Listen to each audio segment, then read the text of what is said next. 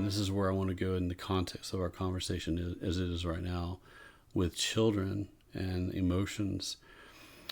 What we have in society right now is, with the advent of the cell phone in 2010 and the absolute spike in dysfunctions in our youth. If you just read The Anxious Generation by Jonathan Haidt, you'll see this is going on. Great book. The research demonstrates it. It proves it. Such it a great is. book. I would go so far as it proves causation and not just correlation. Wow. But you see that kids do not have the sacred space that they need for relationship, for spirituality, for social health. Mm-hmm. They're constantly inundated with input and communication. The screen time, the scrolling, Mm-hmm. there's not this time that they need to be down, to process and really kind of cope and understand with what they're doing.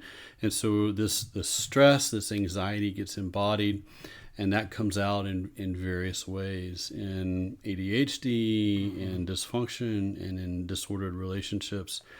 And parents who have not kept their child, and I'll use the word intentionally, parents who have not kept their child safe Mm-hmm. from screen time are seeing the consequences of withdrawal symptoms from their kids when screens are taken away. Mm-hmm. Tantrums are thrown, and it's a disaster. Yeah. Something that was meant for a lot of good, that is communication and information, turns out to be something that is highly addictive, highly destructive.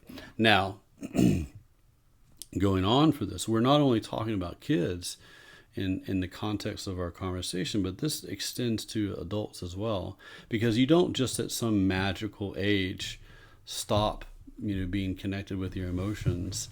Adolescence continues into the mid-20s, so your brain is still growing. Into your mid-20s, and you're still dealing with emotions and the formation of that and deep foundations. And your brain actually, which has been demonstrated in the last couple of years, it remains changeable, flexible. It's called brain plasticity. Mm-hmm. And so they've demonstrated in elderly individuals that the brain can still change and still rewire itself. So there is this continual growth process that's happening, which means we should never give up some sort of meditative aesthetic practice of Mm-hmm. fasting from technology, Mm-hmm. fasting from all the input and chaos that we have. Obviously physical exercise is important. Diet is super critical as well. Good sleep. And I'm just saying that as an adult in the 2020s, we're seeing ever so more obviously the consequences of a society that just is not regulated and not in touch with its own self. That is something that I have noticed, is that when it comes to especially political conversations, man, I know that there are, I can get behind some of the sentiment of okay, quote unquote, facts don't care about your feelings, but my feelings don't care about your facts. So if you want to heal the country, if you want to bring people together, then you've got to consider the other person's emotions, because if they're dysregulated, on the other side of whatever aisle, who literally on both sides of the aisle, people are dysregulated, then we have to find a way to communicate that is not just slamming people with logic, not just slamming people with data, not just slamming people with my emotions, but having this kind of whole brain activity going on.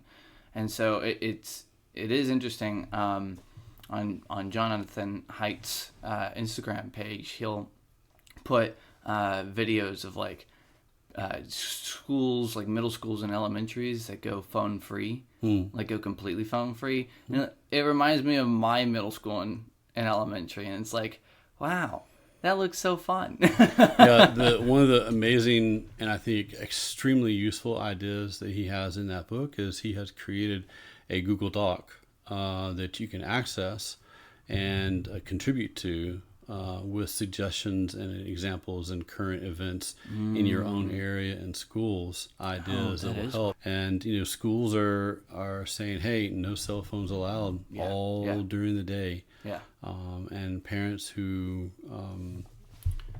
I think parents really need to understand why that's important.